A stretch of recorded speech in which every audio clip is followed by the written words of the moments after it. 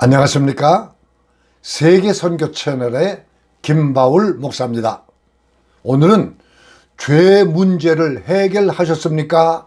라는 제목으로 말씀드리겠습니다. 사람들은 죄 문제에 대해서 별로 깊은 관심을 갖지 않는 것 같습니다. 다른 사람이 무엇을 잘못했거나 죄를 지은 것이 발견되면 큰 문제를 삼고 정죄하고 책벌하려고 합니다. 그러나 자기가 잘못한 것에 대해서는 죄가 아닌 것처럼 무시하거나 감추려고 하거나 변명하려고 합니다. 죄 문제 해결은 신앙생활에 있어서 가장 중요한 문제요, 시급하게 해결해야 할 문제입니다. 죄 문제 해결하지 못하고 신앙생활을 10년, 20년, 아니 평생을 해도 우리는 구원받지 못하는 것입니다. 원래 죄는 태초에 아담과 이브가 하나님의 말씀을 불순종하는 데서부터 시작되었습니다. 하나님의 말씀을 불순종함으로 영혼이 죽어버렸고, 에덴 동산에서 추방당함으로써 수고와 질병과 고통과 영원한 멸망이 오게 되었습니다. 그렇기 때문에 죄 문제를 해결해야 죽었던 영혼이 소생되고 하나님과 대화할 수도 있고 하나님의 은혜와 사랑을 받을 수가 있는 것입니다. 이사야 59장 1절과 2절의 말씀 보니까 여호와의 손이 짧아 구원치 못하심도 아니요 귀가 둔하여 듣지 못하심도 아니라 오직 너희 죄악이 너희와 너희 하나님 사이를 내었고 너희 죄가 그 얼굴을 가리워서 너희를 듣지 않으시게 함이니라 라고 기록되어 있습니다. 이 말씀을 다시 보면은 죄 때문에 구원을 받지 못하고 죄 때문에 하나님과 인간의 사이가 멀어져서 하나님의 은혜와 사랑을 받지 못하고 죄 때문에 기도해도 응답을 받지 못한다고 기록되어 있습니다. 그래서 예수님께서 이 땅에 오셔서 첫 번째 주신 말씀이 회개하고 복음을 믿으라 라고 마가복음 1장 15절에 말씀하셨고, 제자들도 나가서 전파할 때 먼저 회개하라 라고 전파했습니다. 시편 7편 12절에 보니까 사람이 회개치 아니하면 저가 그 칼을 가르치며 그 활을 이미 당기어 예비하셨도다 라고 죄 용서받지 못한 사람들에게 멸망받을 것을 선포했습니다.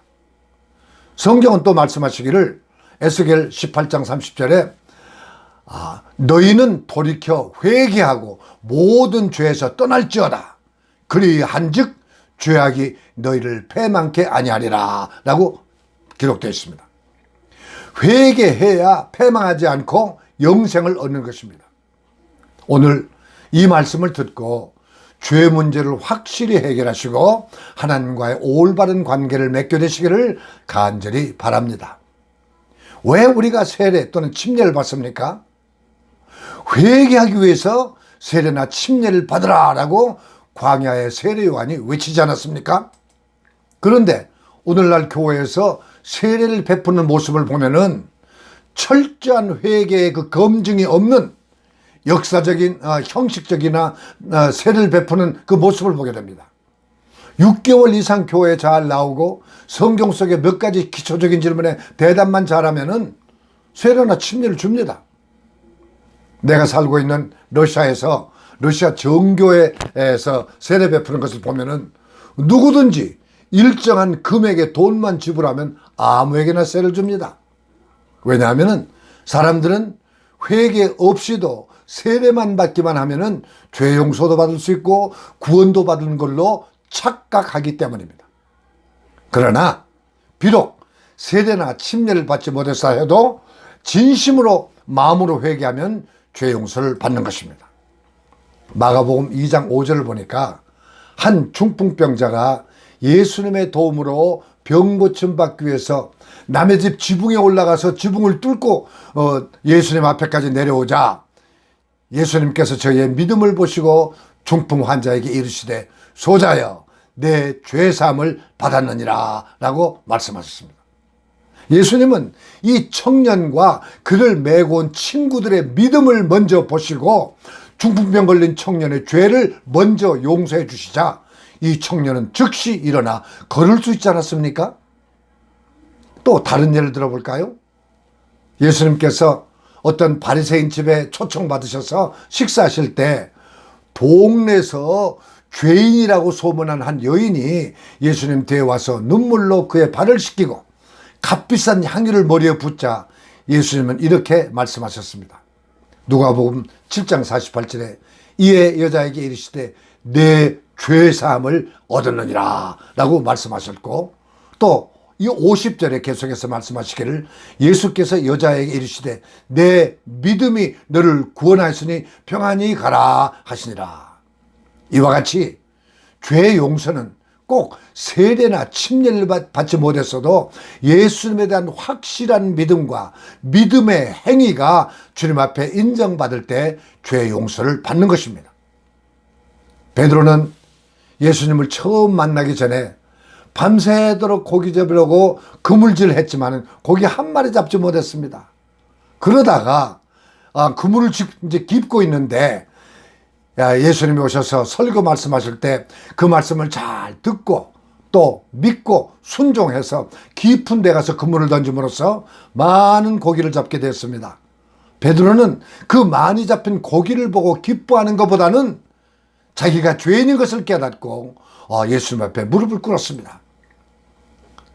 그리고 예수님 앞에 자기가 죄인임을 고백하자 예수님은 즉시 베드로의 죄를 용서해 주셨고 그에게 이제부터 사람 잡는 어부가 되리라 라고 말씀하셨습니다. 이 말씀이 누가복음 5장 8절에 기록됐습니다. 시몬 베드로가 이를 보고 예수의 무릎 아래 엎드려 가로되 주여 나를 떠나소서 나는 죄인이로소이다 하니라.